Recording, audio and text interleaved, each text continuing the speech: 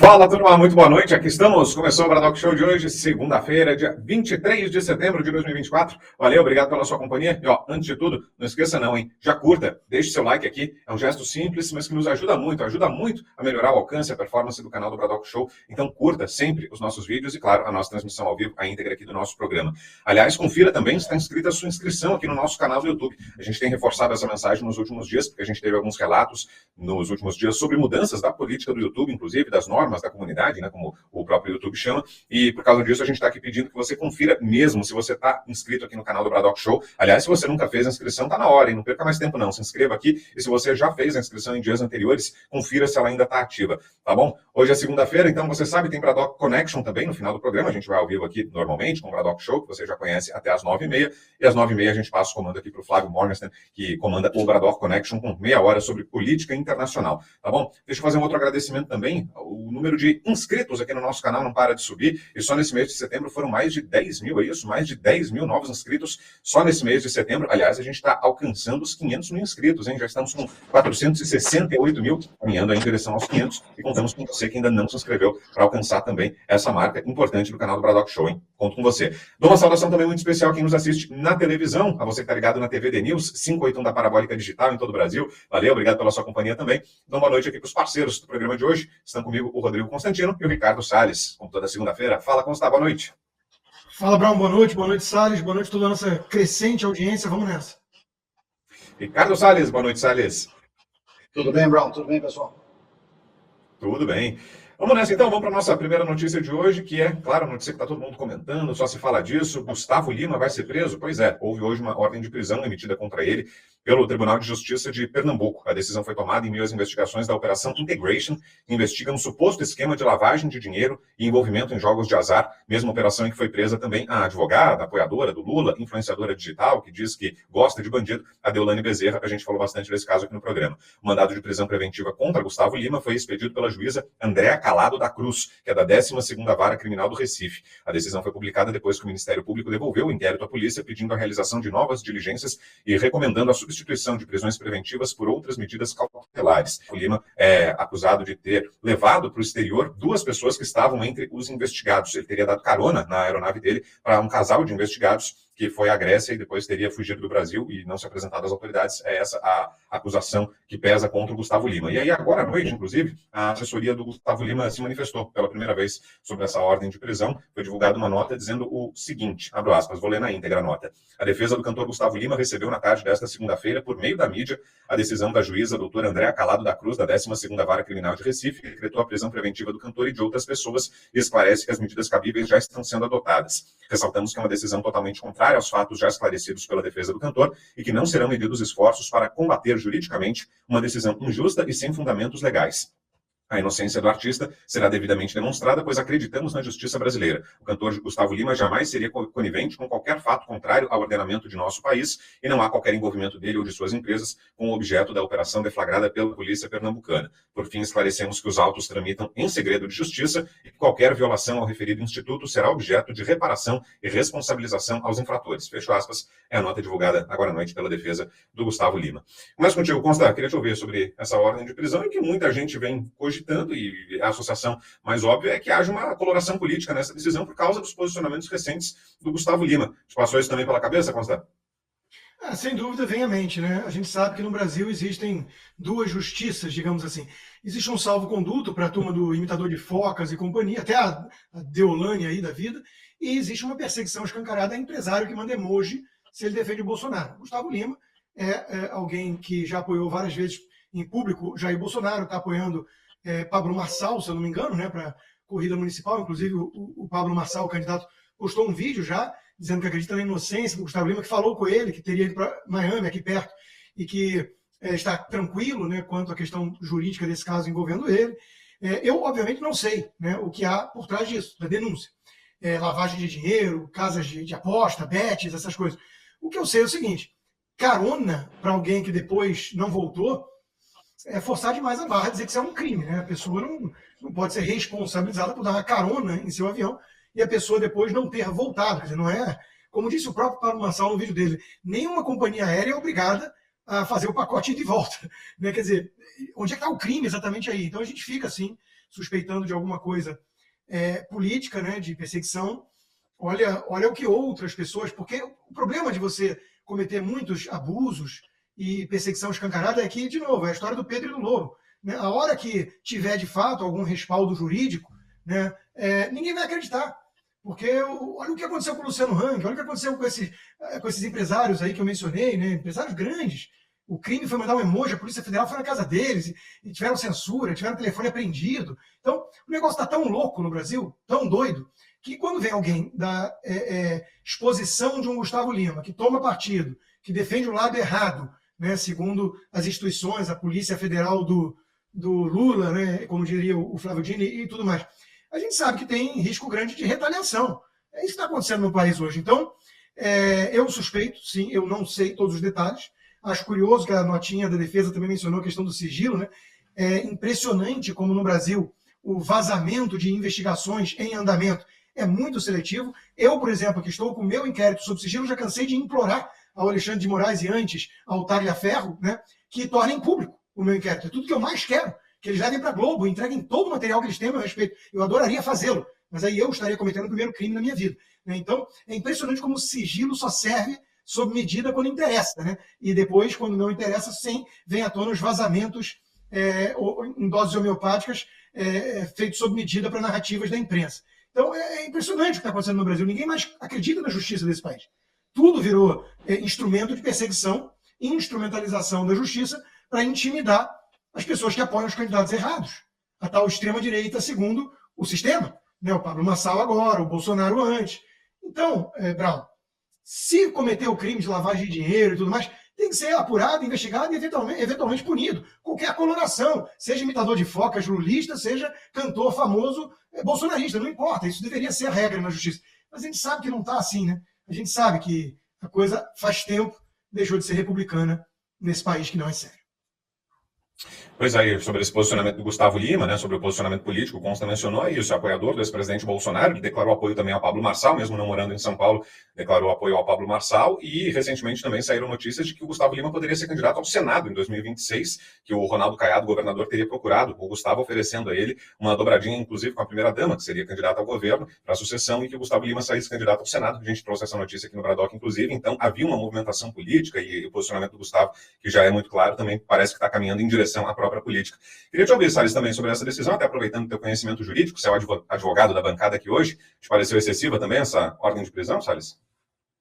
Olha, é difícil você fazer uma avaliação correta sem ter acesso aos autos, é o que o Rodrigo acabou de dizer.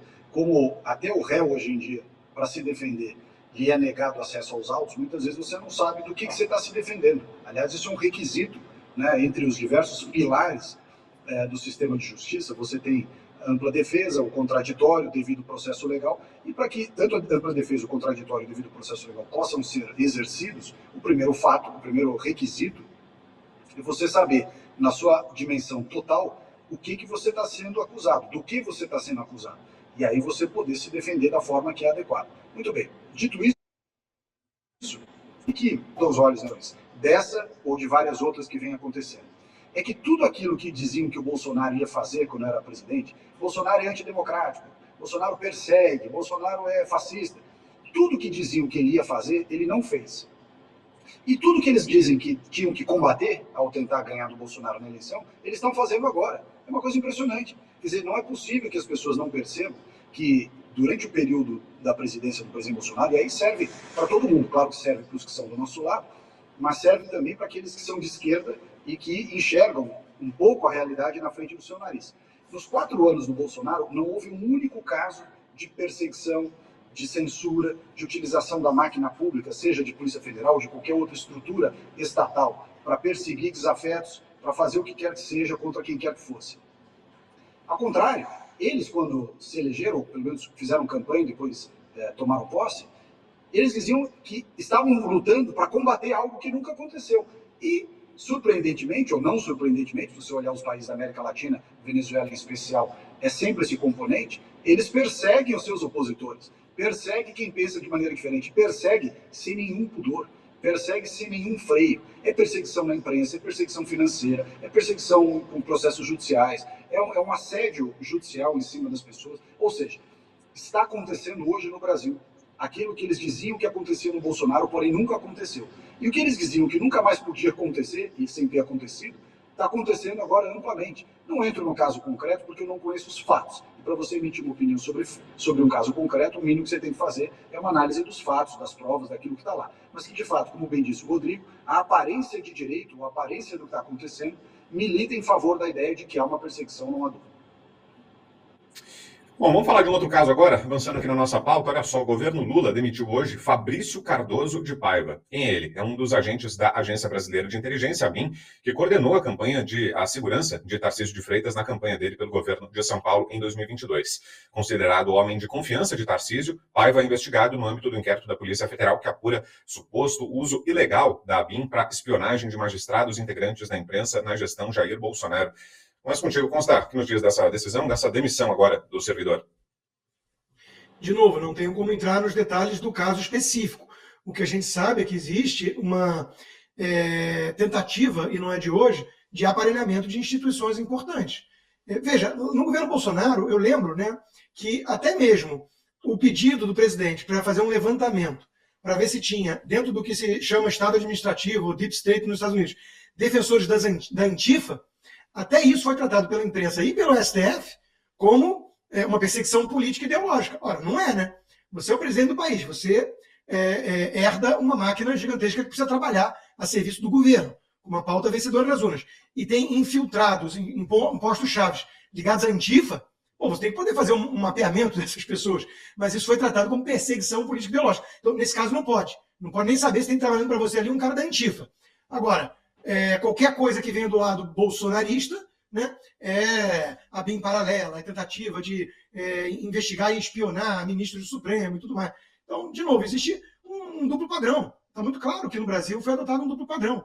E é isso que está acontecendo. Eu quero lembrar as palavras, eu já mencionei en passant na fala anterior, eu quero mencionar as palavras ipsis literis, né, do então ministro da Justiça, Flávio Dino, atual ministro do Supremo, que foi comemorado como o primeiro comunista no Supremo, com euforia pelo Lula, que disse: Lula, temos uma Polícia Federal sua. Não existe fala mais antirrepublicana. Então, de novo, Brown, eu não vou pegar caso a caso, eu não sei desse agente da ABIN, o que exatamente foi feito ou não, se tinha razão ou não a demissão, se é pura retaliação ou perseguição política. Nós teríamos que ter acesso a todos os fatos desse caso em particular para emitir um veredito. O que a gente pode falar com mais confiança é isso, é que existe um salvo-conduto quando o infiltrado é da Antifa e que existe uma perseguição e uma narrativa pronta quando é alguém que não é do esquema, que não é da patota. Aí esse sim, né, é perseguido, é demitido, é tratado pela imprensa como culpado a priori. A narrativa da ABIN paralelo pegou, independentemente de qualquer evidência disso. O Ramagem pagou um preço alto, né, por isso, porque Globo e companhia condenou sem precisar de nenhum julgamento. De novo, é lamentável. E depois os fatos vão vindo à tona e a gente descobre, né, onde existe de fato o verdadeiro gabinete do ódio, onde existe de fato uma ABIN paralela, um aparelhamento para espiões que são muitas vezes infiltrados e estão boicotando o governo Bolsonaro. A gente vê depois, né, a esquerda adora projetar nos seus adversários aquilo que ela na prática faz. Fala, Salles. Veja, quando a gente estava no governo, havia uma discussão sobre esses aspectos de aparelhamento, de que o governo estava investigando, que o governo era isso, era aquilo. Eu vou usar uma palavra aqui mais dura, mas assim, era um governo de cabaços. Ninguém fez nada do que acusava o governo Bolsonaro de fazer. Ao contrário, os milicos são os caras mais bitolados do mundo. Né? Os caras falavam, não, que o general fulano, curso de contra-terrorismo no Pentágono, contra-terrorismo no MI6. Você vai ver o cara é quase uma criança. Então, ninguém no governo Bolsonaro, ninguém fez nada do que foi acusado desse tipo de coisa. De usar a máquina pública para investigar, para fazer. Os relatórios, imagina, eu não sei se historicamente as pessoas tiveram curiosidade, eu gosto muito de história, né? Então eu gostava muito de ler os relatórios do antigo Sistema Nacional de Informações, do SNI. Você vê os relatórios do SNI sobre as pessoas que eram contrárias ao regime, são os relatórios mais infantis que tem. Assim, fulano de tal é leitor da revista não sei das quantas, é não sei o quê, colecionador de não sei das quantas. São umas coisas infantis, completamente. E aí você vê as acusações atuais do governo Lula contra todos aqueles que têm qualquer relação com o governo Bolsonaro, Dá a impressão que na época do governo Bolsonaro havia um sistema de informações super complexo, que perseguia alguém, que fazia isso, que fazia aquilo. Pessoal, não havia nada, zero. Era, repito aqui, governo de cabaços, não se fez nada, absolutamente nada. E não estou nem dizendo que era para ter feito ou deixado de fazer. Estou simplesmente dizendo que rotulou-se o governo como se fosse um grande instrumento de perseguição, coisa e tal, e você vê aí o caso desse delegado, sucedendo aqui o nosso comentário sobre o Gustavo Lima, e de novo, quem está usando os elementos, quem está usando a sistemática cubana, venezuelana, norte-coreana, russa, é o governo atual, que não abre mão de nenhum expediente que possa perseguir quem quer que seja, tanto juridicamente, quanto financeiramente, quanto socialmente. Bom, mudando um pouquinho de assunto, daqui a pouco a gente volta a conversar com Consta Gonçalves. Vou trazer uma dica para você, especialmente você que sofre com a calvície, hein? Você homem, você mulher que é atingido ou atingida por essa condição. Olha só, prepare-se para uma revolução que pode transformar sua vida. O que você está prestes a ver é uma mudança radical, uma solução inovadora que vai além de tudo que você já conheceu. Estamos falando do fim definitivo da calvície. Conheça agora a linha revolucionária da RPN Vitagort. Quer se despedir da calvície de uma vez por todas? Então não desgrude os olhos desse anúncio que você vai ver agora.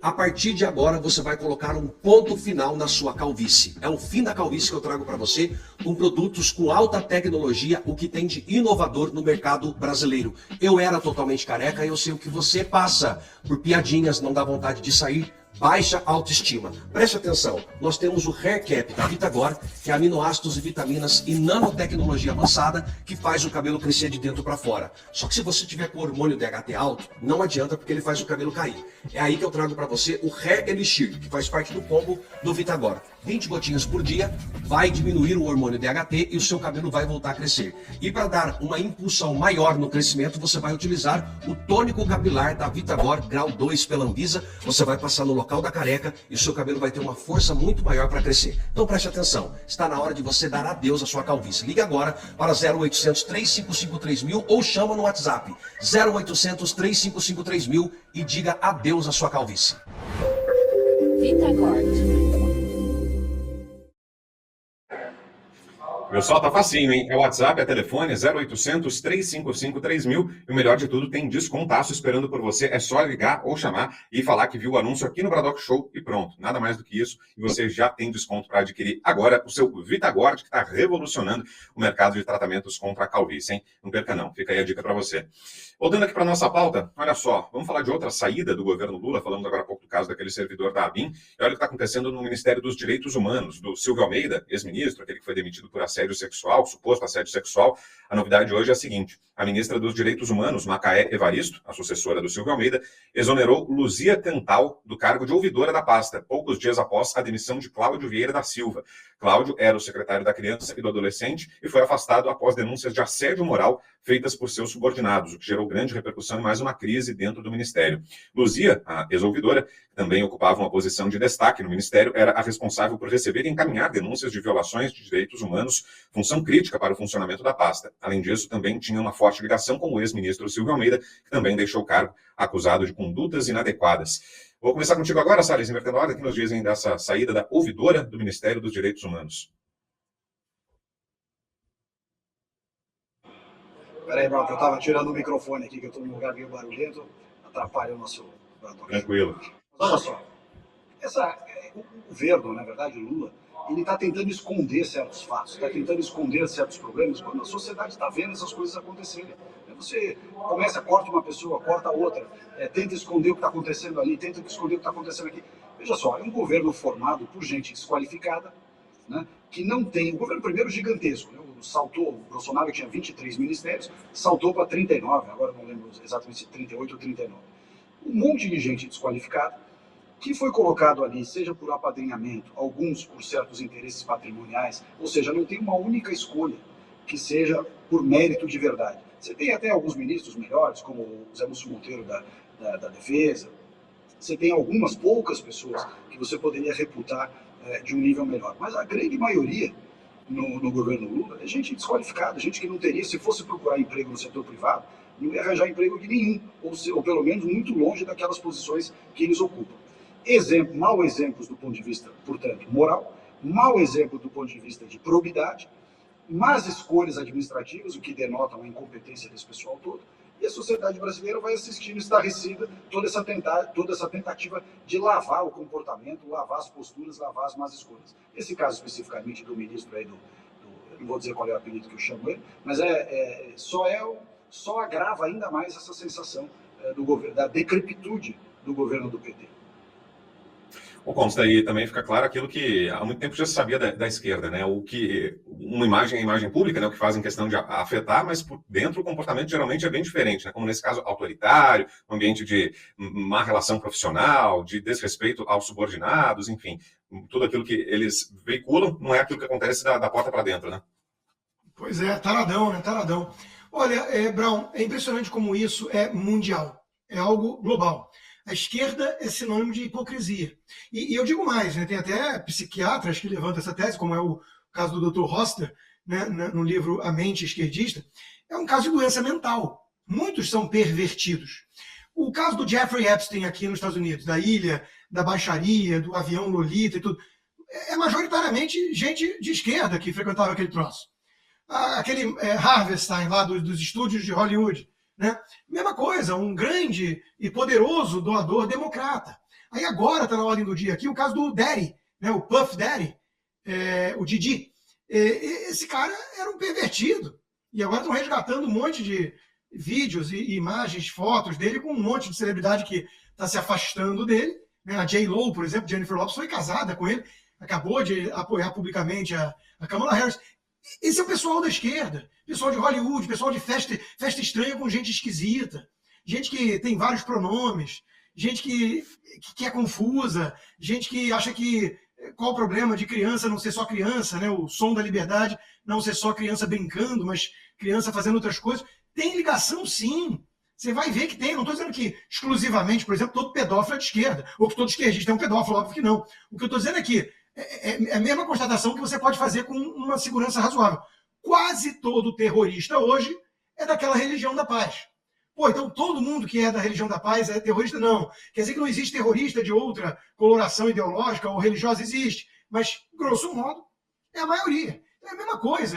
Pode ver que vem das hostes esquerdistas esse bando de gente perturbada.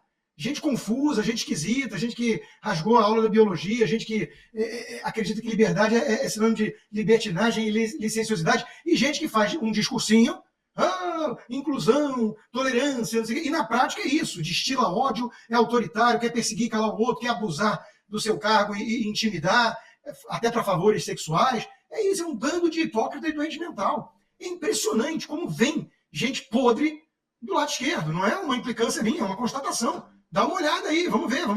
Levanta as estatísticas. É impressionante. Vamos falar de outro caso, olha só, agora no Ministério da Saúde, hein? A Controladoria Geral da União apontou uma distorção de 44 bilhões de reais no Ministério da Saúde. A maior distorção verificada foi no valor de 21,9 bilhões de reais e deve-se ao saldo incorreto da conta de estoques de medicamentos e insumos importados. O material entregue não recebia baixa nos registros do Ministério e foram observadas falhas no lançamento de ajustes cambiais. Ou seja, né, Salles, não dá para tirar conclusões precipitadas, né, se houve corrupção ou não, mas no mínimo uma incompetência, uma inoperância que favorece um ambiente de corrupção, né, quando 44 milhões a mais ou a menos entram ou saem da conta, e você mostra no mínimo que tem uma falta de controle que poderia dar ensejo à roubalheira, né? Bom, e se tratando de PT, certeza que é roubalheira, não tem essa de descontrole, coisa nenhuma. Além de gente incompetente, que eles são obviamente incompetentes, é gente corrupta, gente que tem no DNA dessa turma, né? Se a gente não tivesse tido essa lavação do passado que está acontecendo, decisão após decisão judicial, que tira, né, desfaz acordo de leniência, desfaz acordo de delação premiada, desfaz não sei o quê, diz que a água não molha, né, que o sol não é quente, que a lua não gira em torno da Terra. Quer dizer, é um negócio inacreditável. Nós estamos vendo uma série de medidas tomadas e afirmações se sucedendo para comprovar algo que é, para uma pessoa minimamente inteligente, com 2 neurônios, impossível de ser comprovado. O PT é o partido da corrupção, o PT é o partido da incompetência, o PT é o partido do aparelhamento do Estado. Ou seja, você tem uma notícia de que tem, qual é a palavra que usaram? Inconsistências, incongruências. Inconsistência contábil. Inconsistências contábeis. Inconsistências contábeis. Isso aí é o governo da sacanagem, não tem dúvida. Se você começa a olhar o que está acontecendo no setor elétrico, medida provisória feita sob encomenda, Você olha o que está acontecendo, transferência de carteira, né, de bancos, de Banco de Brasil, de Caixa Econômica Federal, disso e daquilo, ou seja, o pessoal vendendo carteira de crédito dos bancos a preço de banana, né, sempre para os mesmos clientes, sempre para os mesmos grupos. Se você fizer hoje no Brasil uma reanálise de quem são, entre aspas, os campeões nacionais, você vai ver que é a turma que financia o PT, não tem dúvida, né, e que faz com que você assista certas barbaridades. Vou até contar um caso interessante. Eu fui na sexta-feira em São Paulo, não sei até que dia vai, mas nessa sexta-feira agora, eu tinha um tempinho livre e fui até o Boat Show. Eu gosto muito de coisas náuticas e tudo, fui lá ver, fui visitar o Boat Show. E aí um vendedor de uma loja virou para mim e falou assim, ministro, o senhor sabe que na época do governo Bolsonaro, quem comprava barco aqui era só empresário e tudo por dentro, nota fiscal, tudo bonitinho. O que está aparecendo de gente ligada ao governo aqui, de político, tudo com umas propostas esquisitas, pagamento em dinheiro, pagamento em não sei o quê, pagamento disso, pagamento daquilo. Ou seja, está voltando aquilo que já tinha. O pessoal que circunda o governo Lula, todos eles enchendo a orelha, para não dizer outra palavra, de dinheiro, né? E a sociedade brasileira pagando a conta de uma reforma tributária que serve essencialmente para equilibrar ou tentar equilibrar a conta da gastança, da roubalheira, da confusão desordenada de um governo como esse que foi escolhido. A nossa sorte é que 2026 está chegando rápido, já essa turma vai embora, sai fora. Ô, Consta, parece que a única diferença em relação a esse passado recente, né, que o Salles estava lembrando, é que agora, diferentemente do que tivemos alguns anos atrás, parece que não tem mais combate à corrupção, né, não tem mais as autoridades que se dedicam a isso, que revelaram toda essa roubalheira no passado. Hoje em dia, o mesmo filme se repete, só com essa diferença importante, né, não tem mais quem combata e traga isso à tona, né. Isso e até pior, né, Abraão? Porque não só não há mais o combate, o esforço das instituições funcionando, como o pior exemplo possível vem de cima. Quer dizer, o ladrão voltou à cena do crime, como diria Geraldo Alckmin. Não tem um corrupto graúdo, aliás, nem peixe pequeno, da Lava Jato preso. Então, a impunidade, ela campeia. O Brasil é o país da corrupção. Premiado o corrupto no Brasil. E isso é simbolizado pelo próprio Lula no comando. Então, o pior exemplo vem de cima. Como é que você vai conseguir montar a equipe honesta, meritocrática, com um apreço pela coisa pública? Não é impossível, vindo dessa gente. Então, concordo com o Salles, né? Vamos dizer que é um erro, sei lá o quê. Na melhor das hipóteses, é inoperância, porque é um bando de cabeça de bagre. Mas na mais provável delas, é sacanagem mesmo, é safadeza. A política voltou às páginas da polícia. Um caminhão de transporte dos Correios foi pego com não sei quantos quilos de maconha. O negócio, assim, os caras da JBS e companhia voltaram a frequentar o governo, mais do que eu consigo frequentar minha família. Então os caras estão sempre lá, então é a luz do dia, os esquemas estão aí. Ministério da Saúde, esse caso que nós estamos tratando. Bom, queimaram outro dia 200 e tantos milhões de vacina da Coronavac que estava lá. Aí eles alegam que não tinha demanda, por que será, né? Mas tudo que aparece, tudo que vem à tona, não só não é investigado a fundo, como você está dizendo, como é a ponta do iceberg. Agora, você imagina isso numa máquina hipertrofiada, gigantesca, que consome quase metade do PIB. Você imagina o que não tem. Você imagina o que não tem também de gente alegre na cadeia da felicidade. Gente que vai lá comprar lancha nova com dinheiro vivo, em espécie. Tem um monte de gente fazendo a festa no Brasil hoje. O amor venceu. Né, o amor dos corruptos pelo dinheiro e pelo poder. Esse pessoal não tem do que reclamar. Agora, empreendedor, empresário, trabalhador honesto, gente que rala e faz tudo certinho, e paga as contas em dias, inclusive o acordo com o Leão, né, que não é contribuinte, é sob a mira da espada, né, esses aí se lascaram, meus amigos. Se lascaram. Faz o R. Mudando de assunto, vamos continuar falando sobre o judiciário, um outro assunto que está em debate no Supremo Tribunal Federal. Olha só, acredite se quiser, isso está na pauta do Supremo Tribunal Federal, o julgamento está em andamento. O Supremo debate se o uso do termo mãe na declaração de nascido vivo fere os direitos das pessoas trans. E agora a Corte debate possíveis mudanças no registro civil. O vocabulário parturiente compreende, evidentemente, a mãe, como também o homem trans que vai ao parto, e que, embora não se reconheça como mãe, biologicamente é parturiente. Foi o que disse durante o julgamento o ministro do Supremo Tribunal Federal. O julgamento foi novamente suspenso depois de um pedido de vista do relator do caso, que é o ministro Gilmar Mendes. Vou inverter a ordem, começar contigo, Consta, que nos dizem desse julgamento. Olha aí onde está a justiça brasileira, né? Para quem estava reclamando dela, ela não aparece. Está debatendo, por exemplo, isso aí, né, Consta?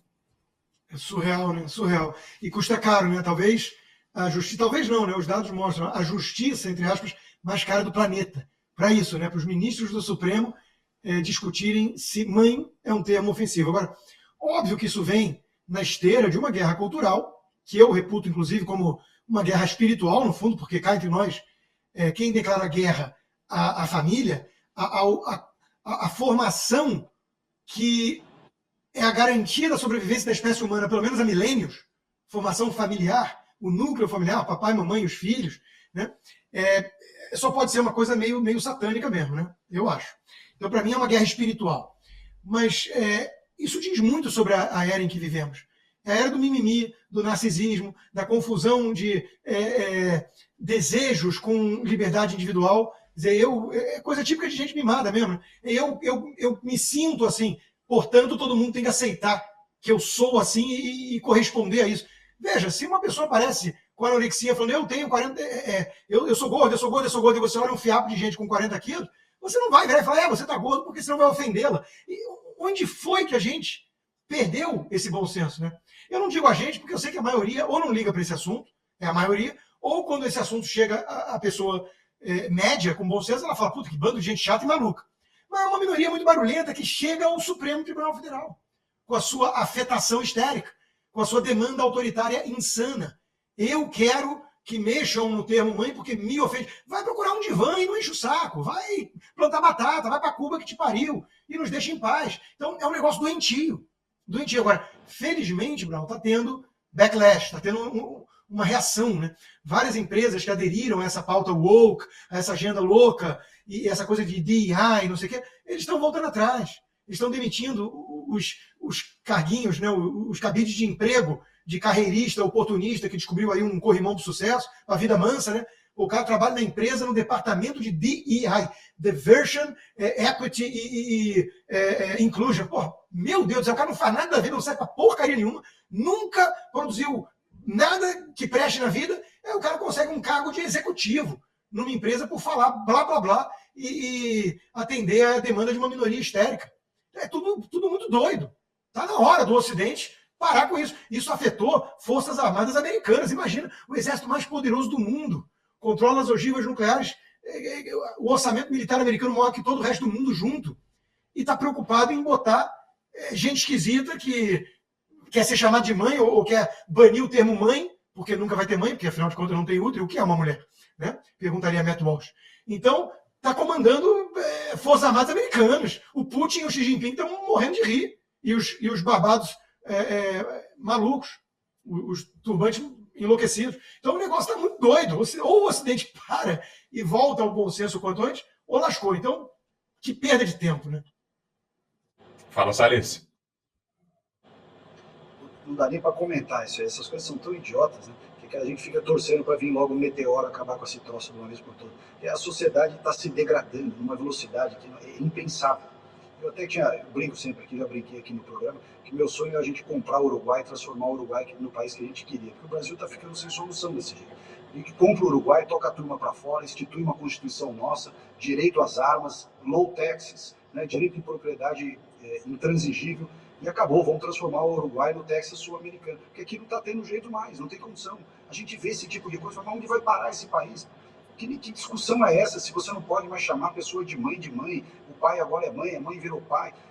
A criança não pediu para nascer nessa puta zona. Desculpa, a criança não quer. Imagina, o pessoal esquece que quando envolve esse tipo de situação, você tem uma criança que não pediu para participar desse monte de testes sociológicos sobre como você se sente, deixa se sentir, se o papai é a mamãe, se a mamãe é o papai, se tudo pode. Cada um faça o que quiser da sua própria vida. Entretanto, quando você envolve um menor de idade, uma criança, a criança não... Se perguntar, como é que você consegue perguntar para uma criança que ainda não nasceu, recém-nascida, se ela topa participar desse exercício moral, filosófico, etc., em torno de escolhas que deveriam ficar adstritas aos adultos. Se os adultos querem, ele próprio ou ela própria, se sentirem, atuarem, serem chamados de nomes diferentes e tal, é direito seu, embora a gente, em geral, não concorde. Enfim, não veja uma lógica em cima disso, como o Rodrigo colocou. Agora, a partir do momento que você envolve um terceiro, que é uma criança, a criança não tem nada a ver com essa confusão. E aí sim é que eu acho que o Estado brasileiro deveria atuar. Para dizer o seguinte, olha, sua liberdade de escolher o seu pronome, o sentimento, como você se sente hoje, amanhã, cortou o negócio, implanta de novo, faz o que você quiser da tua vida. Agora, a criança não tem nada a ver com essa porra. Você não pode transferir para a criança essa sua decisão, essa sua confusão, essa sua perspectiva de mundo. E o que nós estamos vendo é a criança, que deveria ser o primeiro a ser preservado, sendo o último a ser considerado. Isso é uma tristeza.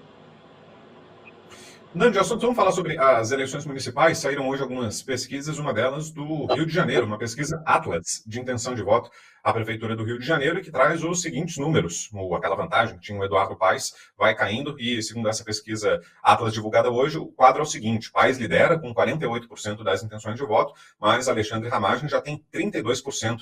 A disputa está acirrada e ainda aberta, haveria segundo turno, portanto, entre Eduardo Paes e Alexandre Ramagem.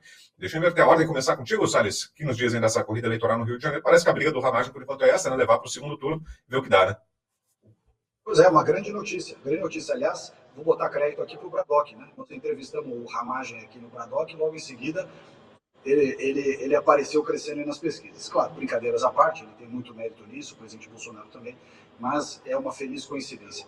E de fato, é impressionante como o Rio de Janeiro, infelizmente, padece de maus políticos. Eu brinquei aqui no dia do Ramagem, que eu lamento, e lamento de verdade, que a capital do Brasil tenha saído do Rio de Janeiro e tenha ido para Brasília, naquela cidade concebida e construída por comunista, e o Rio de Janeiro, que era a nossa corte do império, tenha se tornado uma cidade, sob o ponto de vista de funções institucionais, uma cidade muito esvaziada. É uma cidade das mais belas do mundo, mas consegue a proeza de ter uma das piores políticas públicas, tanto na saúde, na educação, na segurança pública, uma parcela da sociedade que gosta de se dizer para frentex, né, moderninho, mas é o epicentro da promiscuidade, né, do consumo de droga, de uma série de coisas que não prestam.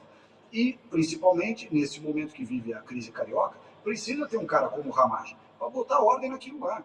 Eu brinquei aquele dia lá que nós estamos com ele aqui no programa, mas é a lógica, repito sempre, da tolerância zero. Não deve ser fácil, obviamente, você colocar uma política de tolerância zero no Rio de Janeiro, que degringolou de tal sorte que você vê aquilo, você acha que foi ali que inspiraram Sodoma e Gomorra. Mas o fato é que o Rio de Janeiro hoje precisa de um cara linha dura, que coloque ordem naquilo lá, que prenda político corrupto, que prenda funcionário público corrupto, que prenda a guarda civil corrupto, que coloque ordem na cidade, não dá mais. Ali tem que ser uma política de tolerância zero. E eu tenho certeza que dentre as oportunidades, as alternativas que o Rio de Janeiro teve nos últimos anos, o Ramagem é uma grande alternativa.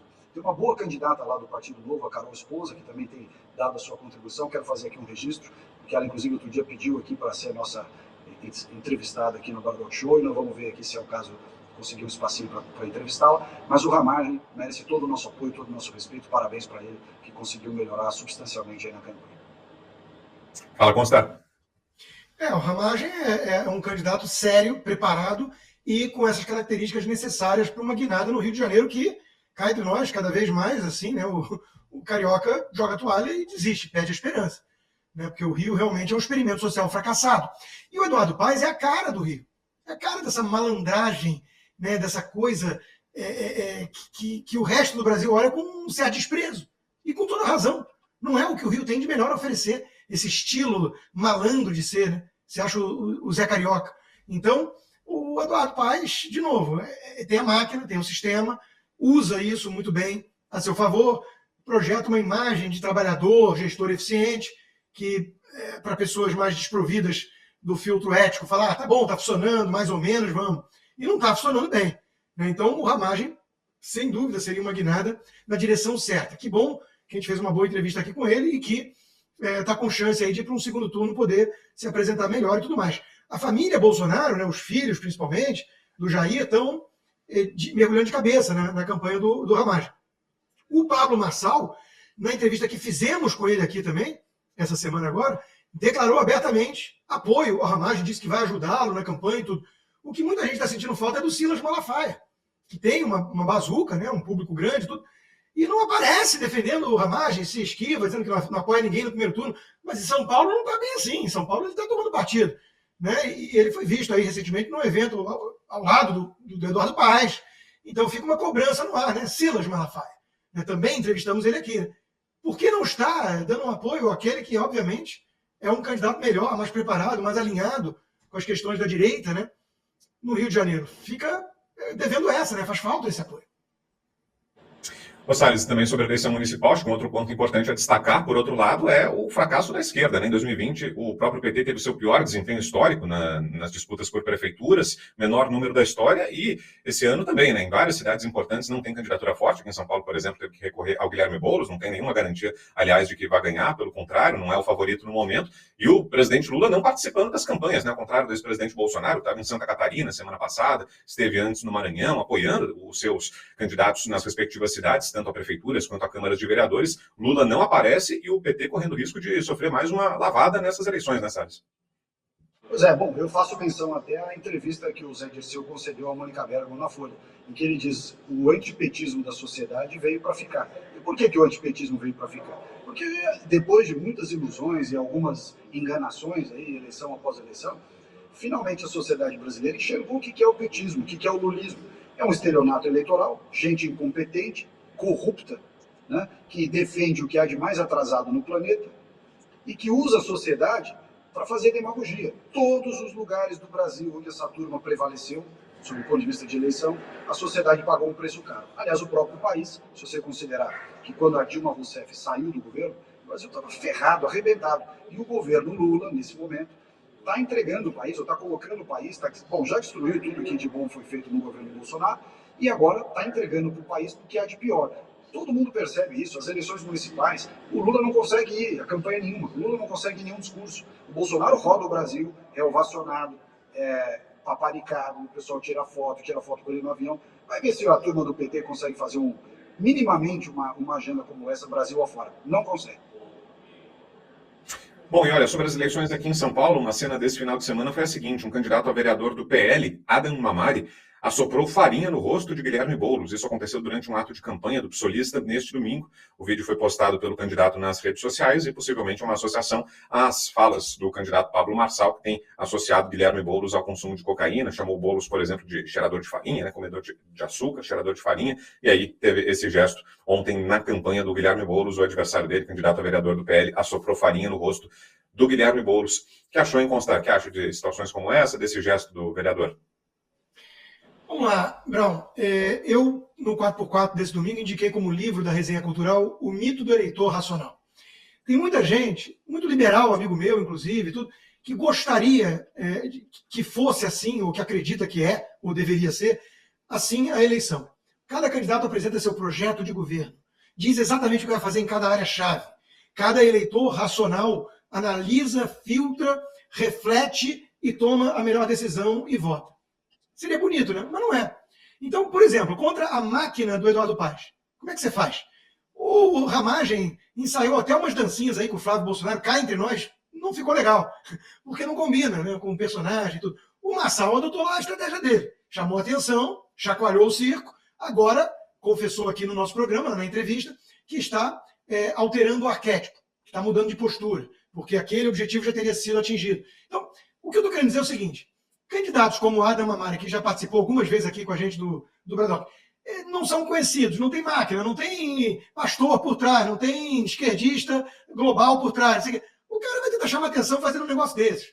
Desde a época do Mamãe Chorei lá, que isso foi uma estratégia bem sucedida para ser eleito, por um nicho. Né? Eu lembro até que tinha o... Como é que era? O privatizador? Como é que era, Salles? O raio privatizador. O raio privatizador. Aquele era muito engraçado, né? O cara era um raio privatizador. É meio caricato, né? A gente acha graça. Mas às vezes o cara chama a atenção dele e é eleito por um nicho. Então, o que eu estou querendo dizer é isso, Brown. Cada um usa as armas que tem. Eu não acho necessariamente bonito, eu não acho legal a provocação por si só. Mas eu gosto que a direita esteja mais aguerrida e disposta a sacudir comunista. Porque se você for na TV Cultura, a Vera Magalhães, respeitada jornalista, vai ter ao lado dela na bancada o Sakamoto para fazer entrevista de candidato de São Paulo. E aí o problema, de repente, é o Marçal. Não, a postura do Marçal não é condizente, é um moleque. Aí vem até o Bolsonaro, para minha decepção. Não, o Datena... Pô, relativizar o que o Datena fez. O Datena ligar agradecendo, o Bolsonaro tinha que sentir vergonha disso. Virar público e falar, não quero que o Datena me agradeça. Me arrependi, mandei mal. O teste é esse. Não pode o Datena que tem o Che Guevara no office dele, que saiu candidato, quer dizer, não saiu por nenhum, porque lançou pré-candidatura 10 vezes e desistiu sempre, mas sempre para o partido de esquerda. Não pode esse cara, né, se aproximar de você e o problema, de repente, ser um massal, por causa do estilo. O problema é o Boulos. O Boulos ser candidato, o cara é invasor de propriedade, o cara joga coquetel molotov na Fiesp. Ele é o problema, para. Não é sério um país que tem Boulos com chance concreta de ser prefeito da cidade mais rica do país.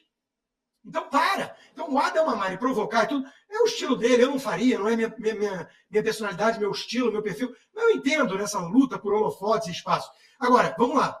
Quanto à essência da questão. O Paulo Souza, do canal Hipócritas, matou a pau. Num vídeo espetacular, que ele contracenou, inclusive, com uma menina, né? Que ela fala, estão fazendo bullying, estão falando de cheirador, assim. Pai, tive uma ideia maravilhosa, faz um exame toxicológico. Deixa eu esfregar na cara de todos que eles são mentirosos. Minha filha, veja bem, não é tão simples. Por que, Boulos? Faz. Diga, Salles. Eu acho essas coisas idiotas, sinceramente, mas é o que o Rodrigo colocou bem, né? Nessa época de eleição, tem gente que faz várias ações ou para chamar atenção, ou chamado tática de guerrilha, marketing de guerrilha e tudo mais. O que acho de fato é que, como o Rodrigo bem colocou, há uma hipocrisia muito grande da cobertura jornalística. Quando a esquerda faz os maiores absurdos, né, depreda, joga ovo, desrespeita, a esquerda tem, digamos assim, uma espécie de licença poética para fazer o que quiser. E aí o pessoal, quando critica de maneira muito sutil e, no mais das vezes, nem sequer critica, simplesmente ignora. Quando é alguém de direita, de uma maneira geral, as críticas são extremamente ácidas, exageradas, né? e cobram-se das pessoas da direita uma régua de postura, de posicionamentos, que não se cobra da esquerda. Mas, de qualquer forma, eu Ricardo Salles, acho esse tipo de coisa meio circense, eu não concordo. Acho que a gente tira um pouco da seriedade, porque quando você coloca as coisas de uma maneira direta, uma retórica boa, uma boa oratória, você acaba colocando o outro lado numa saia justa que ele tem que se posicionar.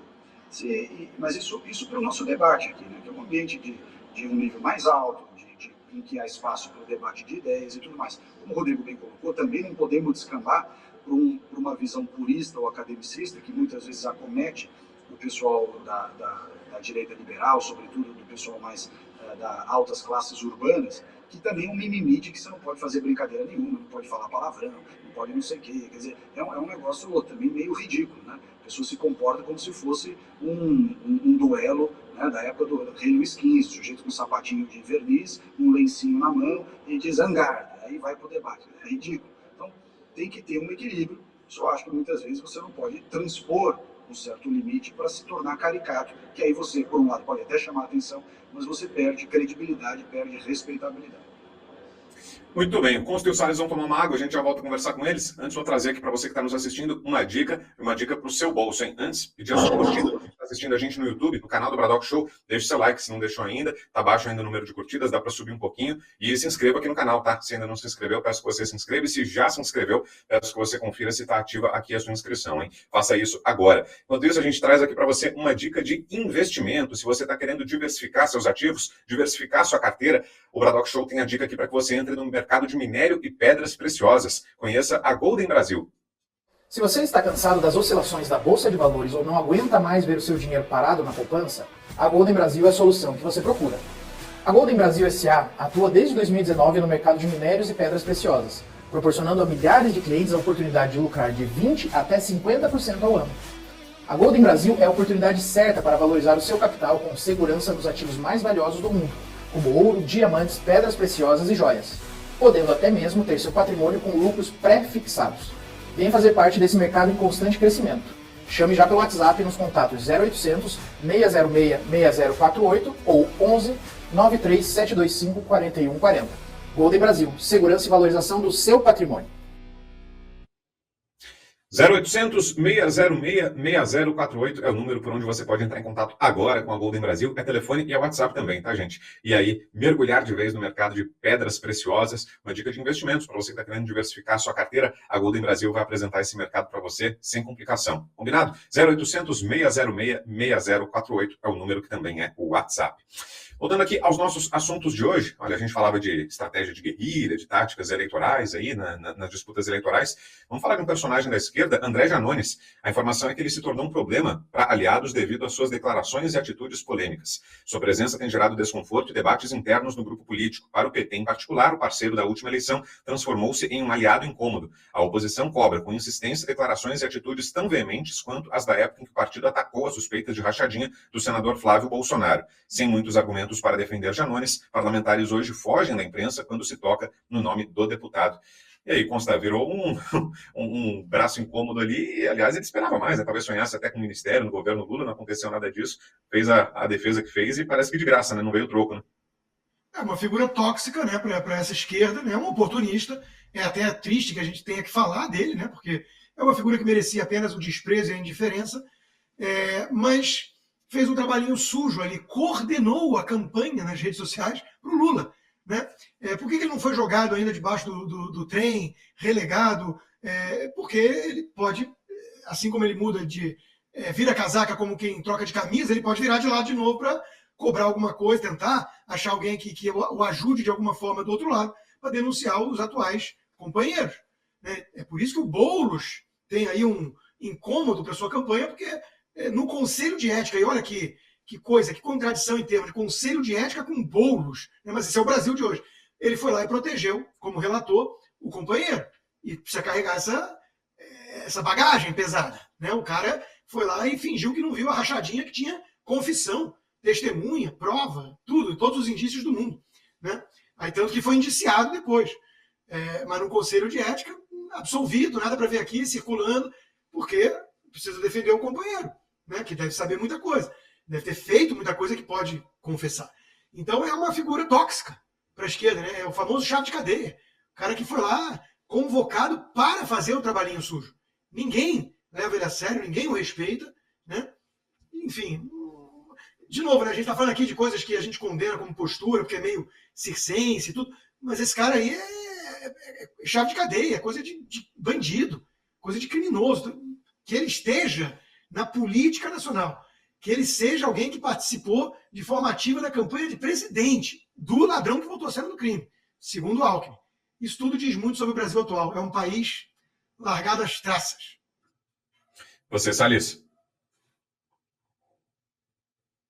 Acho que está fechado o áudio aí. Agora chegou. Acho que era nosso aqui. Esse cara é um lixo, né? É uma vergonha o Boulos ter simplesmente ignorado o que esse cara fez sob o falso argumento que não, ele fez fora do mandato e, portanto, não cabe à comissão de ética absolver. Mentira. Aliás, para ser coerente, eu acho que há certas coisas que você não tem que... o caso do sujeito lá que está sendo responsabilizado por ser o autor, o mentor intelectual desse crime bárbaro da Marielle, ele também estava fora do mandato. E o PSOL não teve a menor dúvida, e acho que fez bem, em cobrar a cassação do cara. Agora, você tem que ter a mesma régua. Se o Brazão estava fora do mandato, e o Janones eventualmente também estivesse, não importa, o cara confessou no áudio que ele praticou rachadinha. Aliás, eu me lembro no debate presidencial 2022, a confusão que esse cara criou no debate da Bandeirantes, a ponto que eu quase tive que dar porrada nele. E o cara veio provocar todo mundo que estava lá no debate. Nós tivemos que levantar para botar ele no lugar dele, e ele fez tudo de caso pensado, com tudo filmado. Ou seja, o sujeito é um lixo, mau caráter, não vale nada. Deveria ter sido realmente cassado lá pela Câmara dos Deputados e, como o Rodrigo bem colocou, uma comissão de ética que coloca o Boulos para ser relator e ele absolve o cara, só acaba demonstrando que, de fato, eles passam muito longe do que é ético e tomam as suas decisões por conveniência política, por aliança, ou por medo até do que eles sabem e que tem eventualmente ameaçado contar para o grande público. Mudando de assunto, vamos falar sobre o X. Será que vai voltar ao Brasil? Será que a gente vai voltar a poder acessar a rede social? Aparentemente, sim. Parece que a coisa caminha nesse sentido. Vou trazer a notícia, mas antes, vai deixando o like, sem você que está assistindo a gente pelo YouTube, naturalmente, tá aqui no canal do Bradock Show. Curta aqui a nossa live, porque são, nesse momento, 20 mil espectadores e 10 mil curtidas. Só metade do número de espectadores, então vamos subir aí. Dá para levantar esse número de curtidas. Conto com você que ainda não deixou o seu like.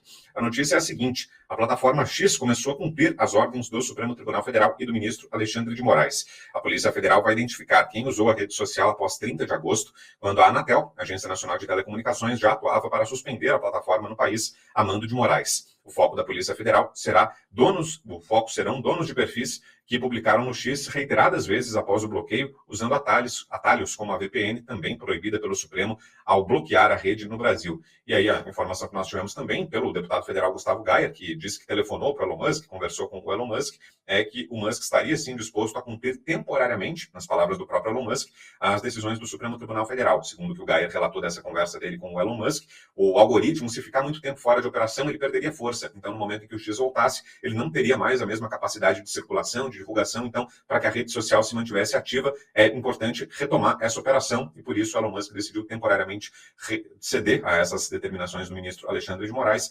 visando uma reversão no futuro, mas para que não se perca esse espólio, digamos assim, da rede social, para que ela não perca força. Pelo menos é isso que relatou o deputado federal Gustavo Gayer dessa conversa dele com o Elon Musk. Então, né, Consta, parece que o cenário vai se desenhando para isso, né, para que o X volte, para que as ordens de bloqueio, de censura sejam cumpridas, mas temporariamente. O que te parece, hein, essa estratégia? O Alexandre de Moraes está fazendo corpo mole.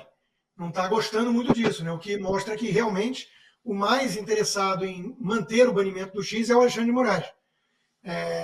O recuo tático, digamos assim, do Elon Musk parece fazer algum sentido, pelo motivo que o Gayer apresentou e você resumiu, e um outro motivo também, né, que o Gayer também colocou ontem no 4x4, sobre essa conversa que ele teve com o Elon Musk, de que é um instrumento necessário para a própria direita na eleição e para derrubar o próprio Alexandre. O Elon Musk fez sua parte. Ele abriu uma página com os crimes cometidos pelo Alexandre de Moraes, a prova dos crimes, as provas. Ele criou lá, tá tudo lá, documentado, o batom na cueca todos, vídeo em flagrante no motel, tá tudo lá, né? Da traição à Constituição. Se o Senado brasileiro continuar inoperante, o que o Elon Musk pode fazer? Vamos torcer para um salvador da pátria, um gringo, bilionário, herói? O Brasil tem que assumir as rédeas do próprio destino, né? Ele fez o que podia. Eu acho que é uma questão tática, sim, de permitir a volta do X nesse sentido.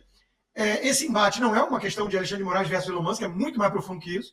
São grupos que buscam a censura no mundo, grupos de esquerda, globalistas, comunistas, China, Rússia, Irã, Venezuela, Lula, Partido Democrata Americano, e do outro lado, defensores da liberdade. Então esse é o embate, é um negócio mais graúdo. E o Brasil virou quintal. Se o X realmente sucumbir, não conseguir vencer essa batalha, ou a guerra, algumas batalhas são inevitáveis, a derrota. Se não conseguir vencer a guerra, aí lascou, aí o mundo vai ficar mais parecido com a China. E a gente vai sentir muita falta da liberdade que a gente conheceu. Então, tudo isso é muito preocupante. Agora, ver jornalista defendendo a censura e falando, teve gente que usou quando não podia, como se fosse um criminoso, um traficante de droga, um assassino, um pedófilo. Ver a Polícia Federal agindo como jagunço, indo investigar quem acessou, qual foi o termo jurídico que o Alexandre de Moraes usou no seu despacho, excessivamente a rede. Porra, que argumento jurídico maravilhoso, né? A Polícia Federal investiga aí, mas só quem usou excessivamente. Se foi dentro das 40 gramas, está liberado. É um país louco, na mão de bandidos. E de uma Polícia Federal que está indo atrás de quem usou uma plataforma. Olha o ponto em que a gente chegou. Vão ser cobrados no futuro. Não vai ter essa de estar apenas cumprindo ordens. O talha-ferro também está usando esse discurso. O chefe manda fazer. Pepino faz pepino. O que eu posso fazer? Não, o chefe está mandando envenenar a comida. E vocês estão cumprindo ordens dessa natureza. Então, olha o julgamento de Nuremberg aí do nazismo. Vocês não vão ser esquecidos. Policial federal que investiga quem usou o X é jagunço. Não é policial federal. E para você, Salles, acertada essa decisão do Elon Musk, se confirmada, de cumprir as determinações para fazer com que o X volte e depois ver no que dá? Uma boa estratégia? Olha, juridicamente, eu tenho minhas dúvidas sobre a lógica dessas exigências. Mas, por outro lado, se nós entramos numa sinuca de bico, que ou ele demonstra que vai cumprir e restabelece o X no Brasil, ou, como o Rodrigo bem colocou, o X vai ficar fora do ar. Eu, por exemplo, estou sentindo muita falta. Eu adoro twittar lá, mandar minhas mensagens e tudo, mas tenho me controlado aqui para não ser objeto dessa perseguição jurídica aí que está sendo feita. É um absurdo você ter um país com tanto problema como o nosso, crime organizado para todo lado, tráfico de droga, tráfico de arma, tudo quanto é sacanagem acontecendo nas fronteiras, portos, aeroportos, ou seja, agora é crime de lavagem de dinheiro, de negócio de aposta, tudo quanto é coisa que você olha, que é político de esquerda, político ligado ao governo do PT, já sendo pego, fazendo besteira, e os caras vão olhar quem foi que postou no X, pelo amor de Deus, né? Tem essa noção do ridículo, quer dizer, tem muito mais coisa importante para um órgão público com escassez de orçamento, escassez de pessoal, ficar se dedicando. Mas justamente o sintoma desse desvirtuamento que tomou conta do nosso país e que uma parte da elite, uma parte da classe jornalística, uma parte dos formadores de opinião jogam fora a sua moral e a sua ética, fazendo de conta que não vem só porque a perseguição nesse momento é contra a direita. Quando a perseguição, durante lá atrás, há 30, 40 anos atrás, era contra a esquerda, essa turma gritava por tudo. Agora, então, eles fingem que são completamente cegos, surdos e mudos. Mas, enfim. Ou considerar que nesse cálculo do Elon Musk de retirar o time de campo temporariamente, esperar uma mudança de cenário para tentar fazer essa derrubada das ordens ilegais aqui no Brasil, tem também o componente da eleição americana? Será que tem aí uma aposta também na vitória do Donald Trump nos Estados Unidos? E se tiver, você acha que haveria essa influência mesmo? Isso impactaria o nosso cenário por aqui, se o Trump vencer a eleição? Sem dúvida. Isso é uma cartada fundamental nessa guerra. Volto a repetir, o povo brasileiro tem que se libertar. É só o povo brasileiro que pode se libertar. Mas a ajuda da cavalaria é boa, né? Então, a vitória do Trump e a sua volta à Casa Branca, se acontecer, é uma das mexidas nesse tabuleiro mais importantes e que vai, sim, assustar esses autoritários censores. Veja como é que o Lewandowski já reagiu à tentativa aí de alguns congressistas republicanos de falar em revogar o visto desses censores nos Estados Unidos. Inaceitável! Empresa de fora tem que respeitar as leis do país. Sim, o Elon Musk estava respeitando. O problema foi justamente que ele falou, a lei viola a lei. Eu não vou desobedecer a lei porque o ministro Alexandre está pedindo. O ministro Alexandre não é sinônimo da lei no Brasil. Eu sei que tem gente que acha que é. O Reinaldo Azevedo e companhia, né, que muda de opinião de acordo com, enfim, com a ocasião. Mas existem leis no país que o STF não está cumprindo. Esse é o cerne da questão. Mas o Lewandowski foi incomodado. Começa a incomodar, né? Imagina o Barroso não poder vir aqui para Key Biscayne, para aquele belíssimo apartamento de milhões de dólares, e ter que se contentar com Caracas, Havana. Varadeiro é bonitinho, mas é Varadeiro, é Cuba, né? Vai ter que ir lá para Cuba que lhe pariu, porque aqui vai ficar difícil. Então, o Trump voltando à Casa Branca, o Elon Musk participando do governo. É óbvio, Brown, que a chapa vai esquentar para esse pessoal. É óbvio. Contamos com isso, precisamos disso, mas volto a repetir, é o povo brasileiro que tem que se libertar em essência. Bom, falando em libertação, tem tudo a ver com o recado que eu vou te dar agora. E você que está aqui assistindo ao Bradock Show, quer sair do Brasil, está pensando em morar fora, está pensando em imigrar para os Estados Unidos? Olha só quem vai te dar uma dica valiosíssima agora, a doutora Ludmila Lins Grilo. Ela vai apresentar para você o trabalho da Imigrex. Dá uma olhada. Oi, pessoal, tudo bem? Ludmila Grilo falando aqui. Eu estou passando aqui no Bradock Show para dar um recado para você que deseja migrar para os Estados Unidos e não sabe nem por onde começar. Você que está assustado com a insegurança jurídica no Brasil, com a instabilidade política e econômica, ou você que simplesmente quer vivenciar novas experiências profissionais e pessoais aqui nos Estados Unidos, entre em contato com a Imigrex Global. A Imigrex Global é uma empresa sediada na Flórida e especializada em imigração de brasileiros nos Estados Unidos, com atendimento 100% em português. Além dos vistos mais tradicionais baseados em trabalho e qualificações, a empresa também atua em casos de asilo político e tem expertise nesses casos que envolvem o Brasil. Se você está interessado e quer saber se você é elegível para um dos vários vistos americanos, manda uma mensagem para o WhatsApp +1 407 490 1897. Repetindo, +1 407 490 1897. Aí a dica da Ludmila, hein? Para você que pensa em sair do Brasil, quer migrar para os Estados Unidos, tá aí o trabalho da Imigrex Global, que pode te ajudar bastante com isso. Tem o número aqui na tela, +1 407 490 1897, e também é WhatsApp, por lá você pode tirar todas as suas dúvidas e conhecer mais do trabalho da Imigrex Global. Combinado? Antes de seguir, peço mais uma vez aqui, se você ainda não curtiu, curta, hein? Você que está assistindo a gente pelo YouTube, no canal do Bradock Show, deixe seu like, porque isso é muito importante para levar adiante o nosso conteúdo. Não te custa nada, mas nos ajuda muito. Para nós tem muito valor a sua curtida, o seu like.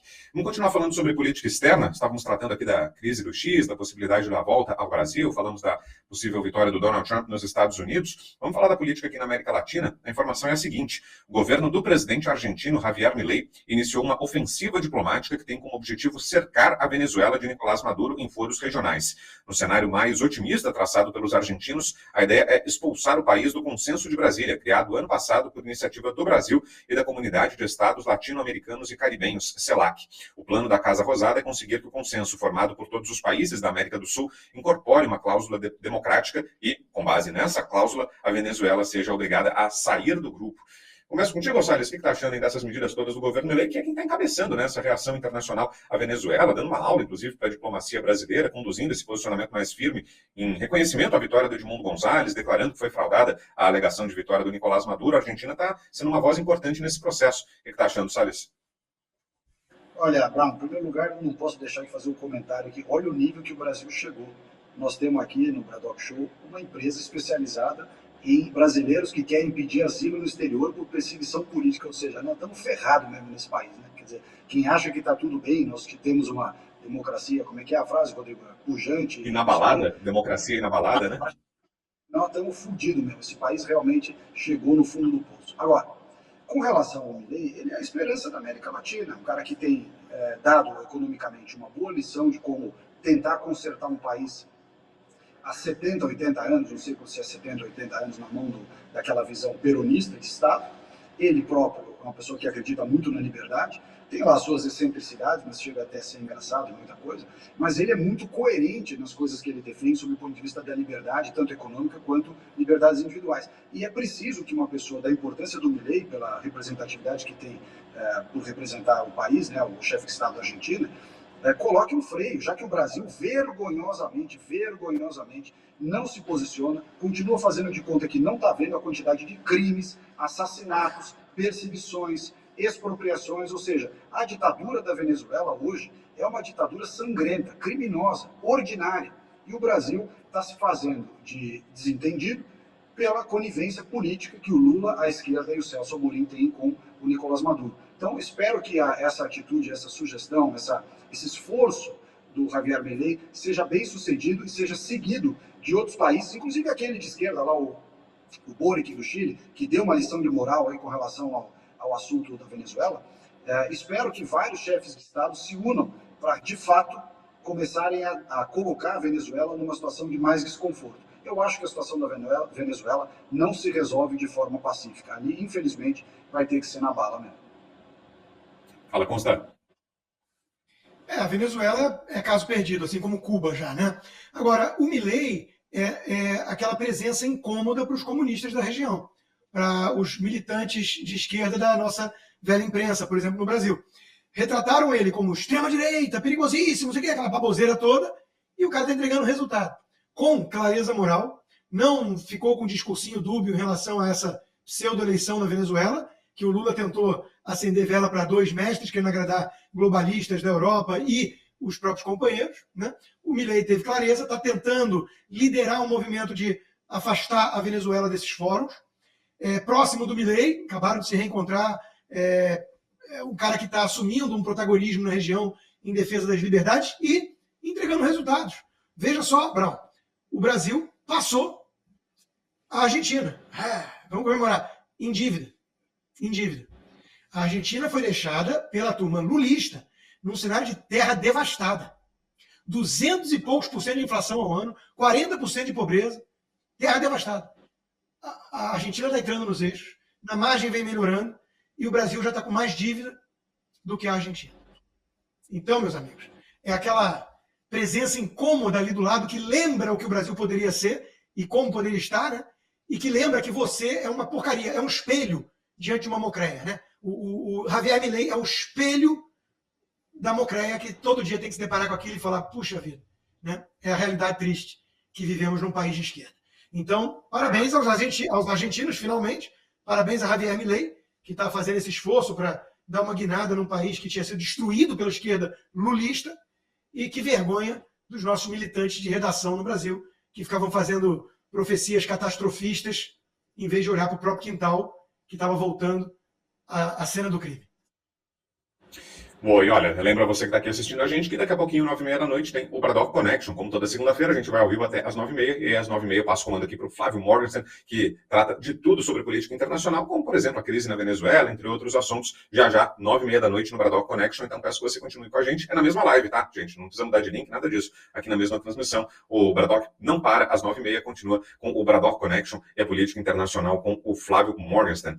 Agora, deixa eu tratar de uma polêmica da semana passada, e teve uma novidade hoje, o seguinte: o Thales Gomes será substituído por uma mulher após a fala dele na quinta-feira da semana passada, dizendo que Deus me livre de mulher CEO. A fala foi exatamente a seguinte, vou reproduzir aqui na íntegra. Deus me livre de mulher CEO, salvo raras exceções. Eu, particularmente, só conheço duas. Essa mulher vai passar por um processo de masculinização que, invariavelmente, vai colocar meu lar em quarto plano, eu em terceiro plano e meus filhos em segundo plano. O empresário disse ainda que o cargo não é o melhor uso da energia feminina e que o maior benefício de uma mulher seria no lar e na família. A G4 Educação, a startup de educação de negócios, anunciou que Thales Gomes renunciou ao cargo de CEO e presidente do conselho da empresa e que o executivo será substituído agora por Maria Isabel Antonini, sócia e atual diretora financeira da companhia. Para a gente fechar o programa de hoje, então, Consta e Salles, queria ouvi-los sobre essa declaração, esse caso que gerou muita polêmica. Começando contigo, Consta. Antes de eu falar desse caso, que eu vi que nos grupos que eu participo dominou o assunto, deixa eu mandar um abraço aí para a turma de Sorriso, primeiro PIB, né, de agronegócio no Brasil, e Campo Novo de Parecis, e dizer o seguinte: nessas duas importantes cidades, temos aí candidatos contra o sistema, remando contra o sistema, para defender o agro no ambiente comunista. Então, o próprio Manuel aí me lembrou disso, né? Fica aqui meu abraço a esses candidatos e boa sorte a vocês. Quanto à fala do Thales, uma fala infeliz? Provavelmente. Preconceituosa? Talvez. Mas a gente pode argumentar o seguinte: primeiro, dentro de uma visão de tradição e de teoria dos grandes números, não é para qualquer um ser CEO. Quando a gente fala assim, 90 e poucos % dos CEOs são homens. Eu conheço muitos CEOs, são pessoas muito ambiciosas, que sacrificam muitas coisas para chegar lá e se manter lá. Para começo de conversa, às vezes, a família, com o pai, né? São pessoas com um drive muito claro e bem definido. O cara tem todo o direito de virar e falar: eu não quero esse perfil para ser a minha mulher. Eu tenho outra visão de mulher, uma mãe, uma pessoa mais maternal, uma pessoa que vai ser uma boa mãe e tudo. Eu valorizo isso. Ele poderia colocar de outra forma. Né? Eu entendo que tem mulher que se incomodou, falou assim: olha, eu conheço CEOs que são boas mães e tudo. É difícil conciliar? Pô, é difícil para burro. Mas também é difícil ser pai e mãe, né? Pai, agora não mais, graças a Deus. Né? Mas dá trabalho, então eu entendo. E tem uma visão complementar, milenar, do pai e da mãe, o homem, mulher, protetor, provedor, e o afeto, e o cuidado.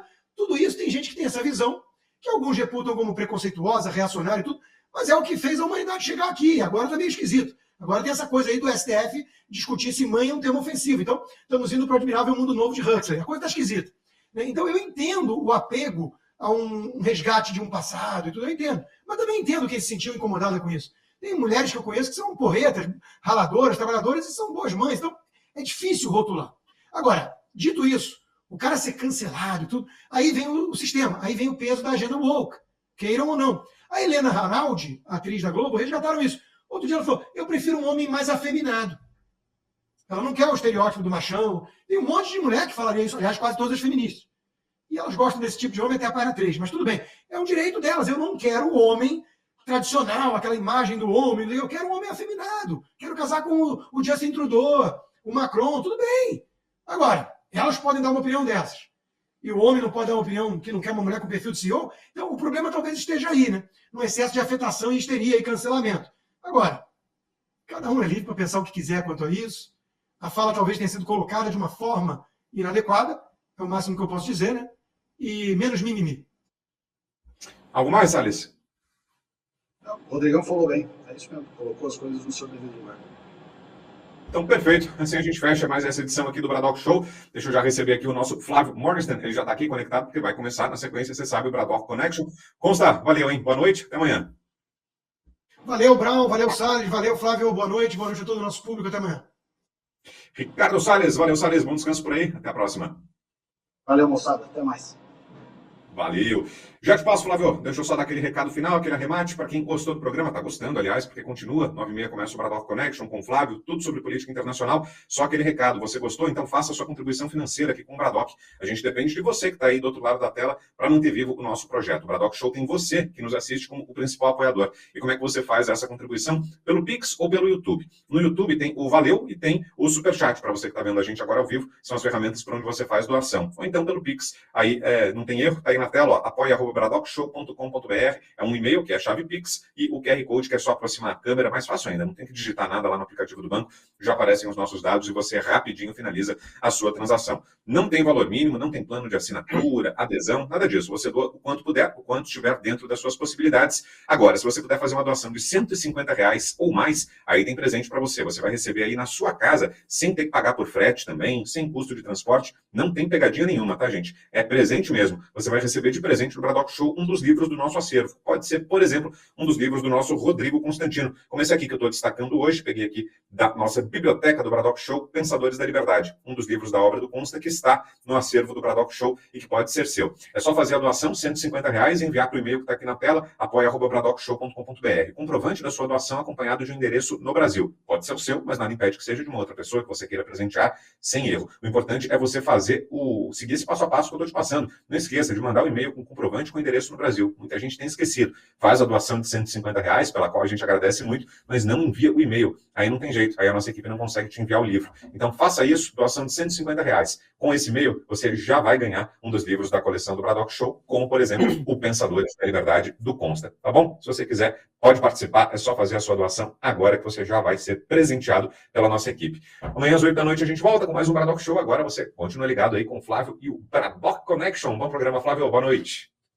Muito obrigado, Vitor. Boa noite. Vamos falar então sobre geopolítica, porque tudo que envolve liberdade no Brasil depende, obviamente, da eleição americana. Vamos falar sobre geopolítica agora.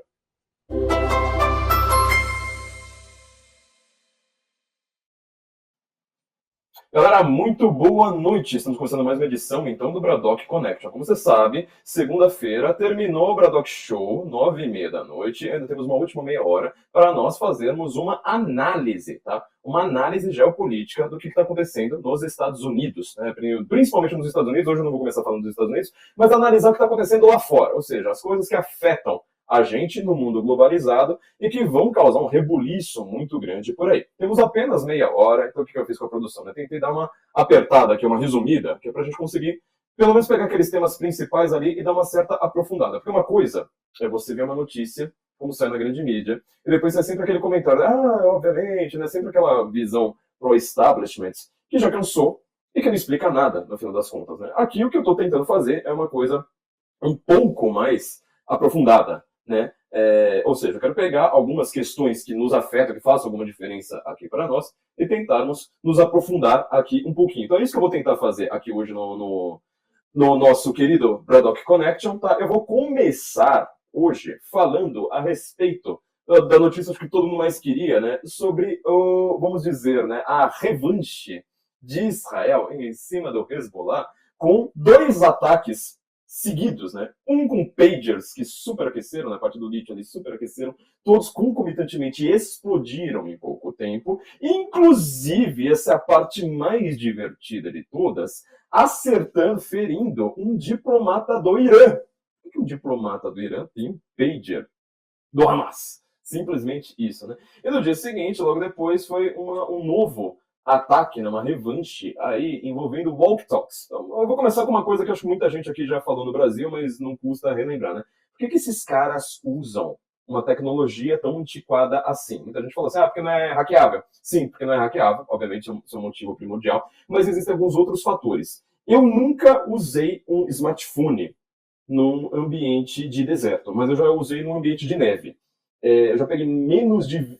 acho que foram... eu estava com quase menos 30 naquele momento, menos 30 graus. Peguei o celular na mão, você vê assim, ele vai lá, 69% de bateria, 68, 67, 66, 65, questão de segundos, ele vai desaparecendo, aí aparece lá 1% e fala assim, tchau e benção, falou aí pra você. No deserto acontece a mesma coisa, quer dizer, a peça, o maquinário interno de um smartphone não foi feito para um ambiente de deserto, ainda mais um ambiente de areia, sabe aquela coisa de você, quando você coloca o conector para carregar, E ele diz, olha, ou tem líquido ou tem areia, coisa do tipo, você imagina, né? Deserto, ventando areia o tempo todo. Não é que o smartphone, não é que um pager vai ser melhor que o smartphone. É que o smartphone não funciona. Ele simplesmente não funciona. Segundo fator primordial, né? Que envolve o hackeamento, mas até uma questão anterior a uma possibilidade de hackeamento. Ele depende completamente de satélite. Dependendo completamente de satélite, você tem uma única possibilidade ali, que é usar aquela parte do telefone que a gente menos usa, de um telefone celular, que é ele como telefone celular. Alô? Sabe? E não é ligação de WhatsApp, é ligação normal. Que essa pode ser grampeada com toda facilidade. Porque o satélite também vai ter dificuldade no deserto. Então, você pensar o que acontece quando você está numa estrada, né? Você afasta um pouquinho, pega uma estrada vicinal, já era. Então tem toda essa questão. Aí, o que saiu recentemente, não sei se a produção aí tem um print que eu deixei pronto para aí, é que, na verdade, assim, não é que, de fato, o Mossad, o serviço de inteligência israelense, interceptou alguns pagers, etc, etc. São um monte de notícias, né, que a gente foi pegando tudo de picado ali, até que conseguiram montar uma espécie de, sei lá, o quebra-cabeça, mais ou menos coerente, pelo menos, se ele não é completo. Que é o seguinte, não é que Israel interceptou, ele criou, tá? Ele conseguiu criar uma empresa de fachada, porque, assim, também tem um fator meio óbvio, né? A gente não pensa nisso. Fala assim, mas eles conseguiram com todo esse nível de detalhes. Quem é que compra um pager hoje? Sabe, na verdade, né? Então, assim, na prática, o que aconteceu foi simplesmente, eles criaram uma empresa de fachada, lá junto com a Hungria, conseguiram lá criar um SEO, não sei mais o quê, e mandaram. Na hora que pediram assim, falaram assim, a gente quer comprar um pager, opa, tá aqui. Era meio óbvio, tá? Não é uma coisa tão difícil assim, você imaginar como que aquele pager, nas mãos de quem aquele pager iria parar. Agora eu quero, bom, passando aqui a parte óbvia, vamos lá. O que isso revela de, vamos dizer, curioso para os próximos dias? Em primeiro lugar, o Mossad, a partir do último atentado, aquele banho de sangue que o Hamas fez, principalmente na fronteira com a faixa de Gaza, ali, né, mas principalmente no sul de Israel, o Mossad, as agências de inteligência, tudo isso aí ficou meio em xeque, sabe? Eles estavam falando assim, caramba, mas vocês têm o Iron Dome, né? Vocês têm a cúpula de aço. Vocês têm o melhor serviço de inteligência do mundo, pelo menos em matéria de tecnologia. Você tem alguns dos melhores hackers de governo do mundo, são os hackers israelenses, e vocês não conseguem perceber um negócio como esse? Quer dizer, parece que o cara lá foi ao banheiro, aí pronto, né? Você conseguiu fazer uma invasão como aquela do Hamas. Aquele banho de sangue que fez com que o Hamas, assim, no dia seguinte ao atentado, eu abri a página do Hamas na Wikipedia em português. Eu tava lá, o Hamas não sei mais o que, lá em uma instituição filantrópica. Agora você vai procurar na Wikipedia, obviamente, essa coisa de o Hamas ser uma instituição filantrópica desapareceu, óbvio, né? Celso Amorim, todo mundo sabe que escreveu um livro, prefaciou um livro, aliás, elogiando o caráter diplomático do Hamas. Então, assim, os serviços de inteligência eles estavam muito, assim, no mundo, né? Uma visão extremamente negativa. Falando assim, mas parece que os serviços de inteligência de Israel não são tão poderosos assim. Esse tipo de ação agora, tanto com os pagers quanto com os walkie-talkies, foi uma espécie, vamos dizer, de revanche também, quase cinematográfica, assim, né? Assim, já que você quis me matar aqui fazendo banho de sangue no sul, então eu vou também fazer vocês passarem ridículo. Segundo ponto que é primordial, tá? Esse ponto é primordial, é a palavra centralização, comunicação centralizada. Um grupo terrorista no deserto, principalmente quando ele está num ambiente difícil, por si, apesar de que vários dos grupos terroristas do mundo, a maior parte deles atuam em ambientes por si difíceis, né? Florestas, desertos, assim por diante. Mas um grupo terrorista tal como o Hamas, ele precisa de uma comunicação centralizada lá de cima, verticalizada para baixo. Por isso que tanto o walkie-talkie, mas principalmente um pager, ele é interessante. Porque isso não é um grupo de zap. Tá? Não é uma ideia, não é uma coisa, uma forma comunicativa espalhada como é de uma rede social. Você simplesmente dá uma ordem, aquela coisa bem de filme, né? O cara tá dando ordem, todo mundo é pra ir pra lá, tá bom, vai todo mundo pra lá. Escangalhando a versão verticalizada de uma comunicação, você deu, assim, um golpe muito poderoso no Hamas. Muito mais poderoso, ainda mais, porque assim, se eu agora tô com medo de pegar um telefone e ele começar a esquentar no meu bolso, entendeu? Começar a esquentar na minha orelha, eu já tô com medo, você imagina um cara do Hamas no meio do deserto. O medo, ele conta pontos. Olha a ironia da coisa, o Hamas é um grupo terrorista. Terrorismo, né, a ideia de você colocar medo numa população para ela não conseguir ter medo de fato de fazer alguma coisa normal, inclusive. Ora, se é assim, agora o Hamas está experimentando um pouco exatamente disso, né? Ou seja, você está numa situação de ter medo, inclusive, do uso da tecnologia também. Isso já é outro ponto, né? Bastante curioso. E agora, um ponto especulativo, vamos dizer assim, né? Vamos colocar de uma maneira especulativa agora. Se aquilo ali do Hamas, aquele banho de sangue, aquele hiperatentado do Hamas, né? Matando ali, acho que foram mais ou menos 200 pessoas confirmadas só no próprio dia. Mais o que foi aparecendo logo depois, e mais a guerra ainda, né, uma guerra contra o Hamas. Lembrando que o Hamas, sendo um grupo terrorista, ele não pratica exatamente uma guerra no sentido convencional que a gente tem, né? Isso é a chamada quarta geração de guerra, ou seja, eles praticam guerrilha. Eles não têm uniforme, eles estão no meio da população civil, quer dizer, eles não vão lá para um campo de batalha separado da população civil. Não, eles estão lá no meio. Estão com um hospital aqui cheio de criança, velho, idoso, e o cara lá dando tiro de dentro do hospital. Sendo o Hamas, tendo o Hamas esse tipo de estrutura, tá? Agora, para Israel, né, para um país que está lutando ali pelas suas fronteiras, a narrativa fica um pouco diferente também. Porque agora, neste momento, você consegue observar que um atentado daquele tipo sempre, assim, é praticamente impossível que ele não tenha tido apoio interno israelense. Quer dizer, alguém ali dentro, sabe, que gerencia o Iron Dome, que gerencia as fronteiras, que gerencia as IDF, as Forças de Defesa de Israel, que dá as ordens, ou seja, alguém, não é um hackerzinho, sabe, não é um estagiário, alguém lá em cima, bem no alto da hierarquia de um país consolidado como Israel, estava favorecendo de alguma forma esse ataque. Lembrando, Israel não tem só judeu. É uma coisa importante para nós pontuarmos aqui. Israel é um país que tem um palestino na Suprema Corte, tinha pelo menos um palestino na Suprema Corte. Ou seja, tem muitas pessoas, turcos, drusos, várias pessoas de diversas etnias e religiões ali vivendo em Israel. Ora, esse é o ponto legal aqui da gente dar uma aprofundada, aqui que eu não vejo esse tipo de análise na grande mídia. Ora, se houve algum trabalho interno pró-Hamas dentro de Israel, isso significa agora que Israel também passou um recado no mesmo cifrão, entendeu? Falando assim, peraí, a gente tá aqui na mesma página. E eu também tenho possibilidades de chegar em você, porque eu também tô com muita gente interna no meio de você, no meio do Hamas. Segundo ponto legal, tá? Eu fiz uma live com o Silvio Navarro nesse final de semana comentando exatamente isso, com o professor Sepúlveda, e ele disse uma frase que me marcou. Até falei assim, não, vamos repetir essa frase aqui, porque é muito importante. Se um dos pagers estava nas mãos, ou melhor, no bolso, e se estava no bolso, significa que afetou uma região do corpo humano, assim, vamos dizer mais sagrada, tá? Do que a mão simplesmente de um diplomata iraniano. Com quem mais os iranianos estão fazendo uma diplomacia crescente, aumentando nos últimos anos? Pega um livro do Celso Amorim, por exemplo, eu escrevi isso na Revista Oeste, né? Fiz um panorama sobre Celso Amorim, mostrando como Celso Amorim ajudou a criar o caos no Oriente Médio. O que eu estou dizendo? Eu peguei um livro do Celso Amorim, não ganhei adicional de insalubridade por isso, não que eu esteja reclamando, obviamente, mas que é uma injustiça cósmica, teológica e geopolítica, não dá para negar isso de forma alguma, porque é um fato objetivo da vida. Bom, mas eu peguei um livro do Celso Amorim, né? Doha Ramallah, né, que é a forma como você se refere à Palestina, e Teherã, não lembro agora qual é a ordem que eles falam, acho que Teherã é o primeiro. E ele está o tempo todo se gabando, né, mostrando como ele é o máximo, que pessoa maravilhosa, inteligente, sensacional. É Celso Amorim. Porque o que o Celso Amorim fez? O Celso Amorim estava favorecendo o programa nuclear iraniano o tempo todo. Ele não fala no livro que ele iria ganhar com isso. Ele não fala assim, o que o Brasil vai ganhar com isso?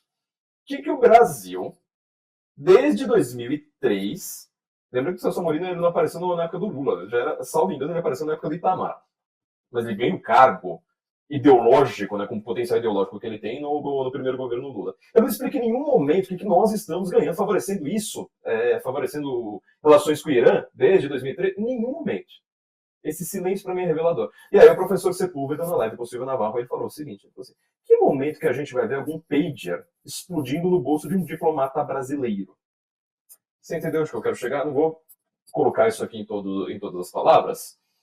Não, assim, simplesmente porque é desnecessário. Mas o Brasil, ele está aumentando as relações com o Irã o tempo todo. Tem um navio do Irã militar ancorado em Copacabana, né, no começo do governo Lula 3, ano passado.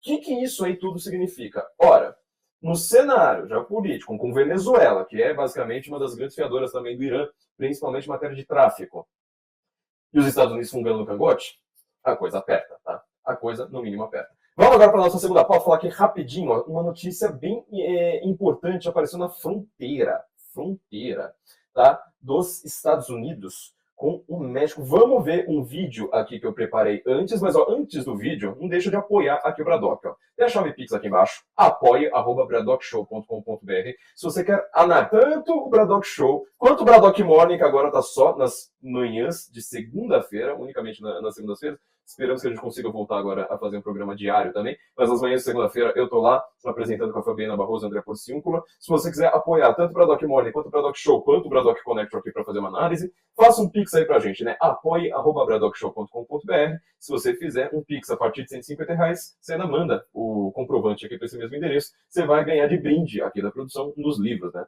E a gente já tem aqui separados para você. Mas vamos ver um vídeo aqui que eu deixei para a produção falando sobre a fronteira dos Estados Unidos. Kaylee, right? That's right. This is really disturbing. Traffickers on the border often target unaccompanied minors and vulnerable families, knowing that the children have no way of protecting themselves. And this tactic of sedating children on the border is a way that traffickers make sure that children are seen but are not heard by border authorities. In California, authorities just rescued a child who had been heavily sedated by a trafficker. They believe to avoid detection. According to the El Centro Sector's Border Patrol chief, the trafficker was also carrying birth certificates for multiple children. In Arizona, CBP officers at the San Luis Port of Entry intercepted a woman attempting to smuggle 2 children across the border. The children, aged 8 and 11, had also been sedated. The woman, a U.S. citizen, presented birth certificates that didn't belong to the children, who were later found to be Mexican citizens. The suspect was arrested and the children were turned over to authorities. And in Laredo, Texas, a 23-year-old woman has pleaded guilty to smuggling a toddler across the border, sedating her with melatonin gummies and using a fraudulent birth certificate. The suspect was part of a child smuggling operation that targeted young children under the age of 5. Members of the smuggling ring pretended to be related to the children when crossing the border. While smugglers often claim family relations with the children, a recent House committee report said that as many as 3 in 10 children had no familial relation whatsoever to the adults that claimed them. And unfortunately, this tactic of sedating children, I was actually able to witness myself 2 years ago reporting on the Yuma border. We actually came across 2 migrant women who found an abandoned 10-year-old Honduran boy who was sedated. This boy actually had written addresses and phone numbers on his hand. We did turn him over to Border Patrol authorities, but it's a quite common tactic there on the southern border and very disturbing, Kelly. Yeah, absolutely horrific. All right, Jorge Ventura, thank you for bringing it to light. Então vamos lá, né? O que é tão chocante nessa notícia, além da própria notícia? Ou seja, traficantes estão traficando crianças, passando pela fronteira. Uma análise que foi feita aí para este setor, né, que era citado, o setor de patrulhamento da fronteira, revelou que de cada 10 crianças atravessando a fronteira, 3 delas, um número bem alto, né? 30% é extremamente alto. 30% estavam passando com alguém que não eram seus pais. Opa! Como assim? Peraí. Essa coisa tá meio violenta, quer dizer, você vê criança atravessando a fronteira, já fica meio chocado. Só de você ter visto uma notícia como essa. Mas vamos lembrar de uma análise eleitoral, que foi chamada de Czar da Fronteira, e que, além disso, agora esconde o seu passado, né? Esconde este apelido e fala que isso aí é uma coisa ofensiva, inclusive. Foi mais ou menos como o Obamacare, né? Que quando o Obama ele falava assim, eu gosto desse termo Obamacare, Obamacare, Obamacare, porque no primeiro ano foi tudo as mil maravilhas. Na hora que o negócio começou a degringolar, a pessoa que ia fazer uma volta à consulta, no retorno, a consulta com o médico, falou assim, não, agora você vai ser consultado por outro médico. Para fazer mais, esse é meu médico de infância. Eu consultei a minha vida inteira. Não, agora você não pode, agora vai ser um médico determinado pelo governo, porque é o governo que vai decidir. Aí o negócio começou a degringolar, aí ele falava, não, né, esse negócio de ficar falando do Obamacare, você não tá pegando bem. Essa notícia é meio chocante. Vamos lembrar de um filme com Sons of Liberty. Sons of Liberty saiu recentemente, foi um sucesso de público e de crítica, por sinal, só que ele não foi um sucesso da crítica que não viu o filme. O que era o Sons of Freedom? Era exatamente essa história. Exatamente essa história. Ou seja, este problema da fronteira com o México não tem nada a ver com eu sou um racista que odeia mexicanos. Não é só mexicano que está envolvido, não é só latino que está passando por ali. Não tem nada a ver, não tem nada a ver. O maior problema é o contrário. É a falta de controle. Se você pega uma criança num lugar entupido de cartéis, entupido de gangues de criminosos, como dos mexicanos do norte contra os mexicanos do sul, assim por diante, Você passa ainda para estados que eles não se comunicam muito bem, as suas polícias não se comunicam, né? A do Arizona eu falei isso, pronto, você some com aquela criança. Você sumiu, registro ali, desaparece, né? E aí a gente tá vendo, né, que eles estão drogando essas crianças. Essa aqui atrás, é meu filho, tá dormindo, não acorda ele não. Então, a autoridade viu, mas não ouviu, né? Como eu disse aí no começo. Bom, vamos falar agora sobre as eleições. As eleições são o que mais importa quando a gente vai falar sobre Estados Unidos neste momento. Tentar fazer um resumão aqui das chances eleitorais, né? Se a produção tiver aqui, deixa eu ver até qual foi os prints que eu mandei. Os prints com mapa aqui, né? Acho que o segundo print. Tá aqui, tá aí, ó. Essa semana, tá? Isso aqui é do The Hill. The Hill, que vamos dizer, é uma mídia mais isentona americana. Eu nunca vi, nestas eleições, um momento tão empatado. The Hill, às vezes, dá uma puxada na sardinha para os democratas, tem que contabilizar isso, mas ele também não está com números tão exagerados assim, né? Então, você está vendo ali que os números para republicanos e democratas estão muito próximos, né? Você fazer 7 delegados de diferença é praticamente nada, né? Porque qualquer estado que você ganhe vai aumentar esse número de delegados. Então, esse eleitorado aí do meio, esse meio marronzinho, não é bem que ele está indeciso, né? É que ele ainda tem uma certa confusão. Mas aí saiu no New York Times, né? Uma outra análise, vamos dizer assim, né? O que o eleitorado estava falando a respeito de 3 estados. São 3 estados interessantes aqui, né? Que são Arizona, a Geórgia e a Carolina do Norte. Hoje não, agora, enquanto que você está aqui me vendo, senhor Donald Trump, ele está lá na Pensilvânia. Pensilvânia, todo mundo sabe que é o estado perigoso. É o estado que a coisa vai ser meio tensa por ali, tá? Pensilvânia e Michigan foram determinantes para a sua primeira eleição, não foi tão bem assim na sua segunda eleição. Ele está agora na Pensilvânia, neste momento, enquanto eu vos falo por aqui, tá? Mas saiu no New York Times, tá? Rapidinho, que o Trump, ele está com chances maiores. No Arizona, 50-45. Na Geórgia, 49-45. E na Carolina do Norte, isso é mais apertado, 49-47. Peraí, New York Times está dando destaque para isso? Significa que nestes estados, especificamente, tá? A coisa foi um pouquinho mais avançada, ou seja, está se assentando. O número está começando a ficar mais retinho, mais durinho nessa situação. Quer dizer, a chance de Kamala Harris ainda, tá? Ela está muito focada na Pensilvânia, está muito focada em alguns outros estados. Parece que aqui ela está começando a perder, tá? Lembrando que esses 3 estados, se o Trump, esses 3 estados estão em marronzinho ali naquele mapa, tá? Esses 3 estados já dão uma vantagem interessante, tá? Olha lá, olha o mapa. Já dão uma vantagem de falar assim, olha, Kamala, a gente pode até ter uma nova disputa bastante apertada, como foi com o Biden. Não vai ser aquele landslide, né? Não vai ser aquela, como é que fala, uma vitória assim, né? Completa, uma vitória absoluta como foi em 2016. Mas a briga aqui está se consolidando, tá? A briga está se consolidando e de uma maneira que favorece, de certa forma, os republicanos em vários aspectos. Só para explicar por que eu estou falando isso. Na Arizona, os temas que são considerados mais importantes pelo eleitorado ouvido aí pelo New York Times foram economia, em primeiro lugar, 26%. Imigração, por isso que eu adorei deixar esse videozinho aí para vocês, né? 19%. E aborto em terceiro lugar, 17%. Imigração e aborto estão muito próximos um do outro. Toda vez que eu vim aqui fazer alguma coisa no Bradock Connection, eu comentei, né, sobre a questão do aborto. Quer dizer, a Kamala, ela iria se focar nisso. Eu sempre falei, é uma aposta eleitoralmente correta dela, né? Ou seja, na hora que você vai ver, quase em todos esses estados, porque eles são os swing states, os estados que eles vão de um lado para o outro, porque eles favorecem o Trump, favorecem os republicanos na economia, na imigração, e sempre colocam isso como os 2 principais pontos, mas logo depois, encostadinho, aborto, eu prefiro o modelo da Kamala, ou seja, liberar o aborto total e completamente. A maioria diz que o Trump se sai melhor na economia, 57%, imigração, 54%. Enquanto que 55%, ou seja, mais do que para a imigração, dizem que a Kamala é melhor na questão do aborto. Tá? Agora, olha esse número, que número assim, meio, assim, até meio assustador aqui para o movimento pró-vida aqui do Brasil. Né? Uma maioria, 58%, dizem que eles apoiariam uma proposta na emenda da Constituição do Estado, tá, que criaria o direito ao aborto, ou seja, o Estado estaria agora 100% com direito ao aborto. Enquanto que apenas 34% seriam contra essa emenda. Lembra que eu falei, estou aqui há 2 meses, sei lá, quase isso, falando para vocês. A Kamala vai se focar na questão de identidade, mas a questão prática dela, ela vai fugir do tema imigração e se focar no aborto. Olha o que essa pesquisa revelou aqui, né? Era basicamente aquilo ali que eu estava dizendo. Agora, na Geórgia, tá? Geórgia, que é um estado, vamos dizer, meio complicado também, né?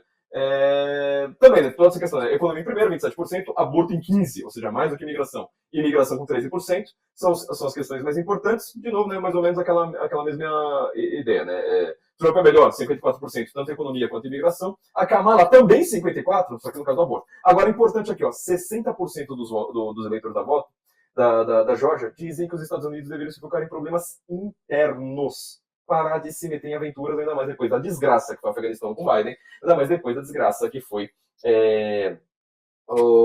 a gestão, né, dessa crise em Israel e da crise na Ucrânia com a dupla Biden-Kamala. Eu tinha outro vídeo aqui para mostrar para vocês, né, de como que a CNN está reagindo a Kamala Harris. Eu não vou conseguir postar aqui e mostrar para vocês por causa do tempo. Mas, enfim, né, temos, então, uma dança das cadeiras aí razoavelmente interessante, tá?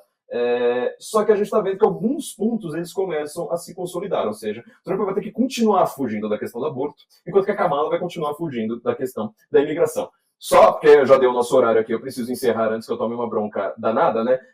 Não teremos o Braddock Morning amanhã, né? Agora vai ser só nas segundas-feiras.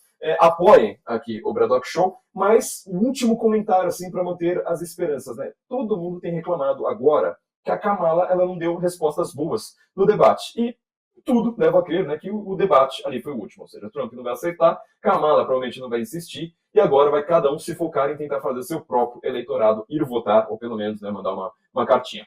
Era isso, gente. Espero que vocês tenham gostado. Vamos, então, acompanhar de fato o que está acontecendo nos Estados Unidos, esses números agora que vão ser cada vez mais importantes para a gente, porque, assim, a nossa liberdade aqui no Brasil depende, sei lá, do Arizona ou do Michigan. Então, boa noite a todos e nos encontramos na semana que vem aqui em mais um Braddock Connection.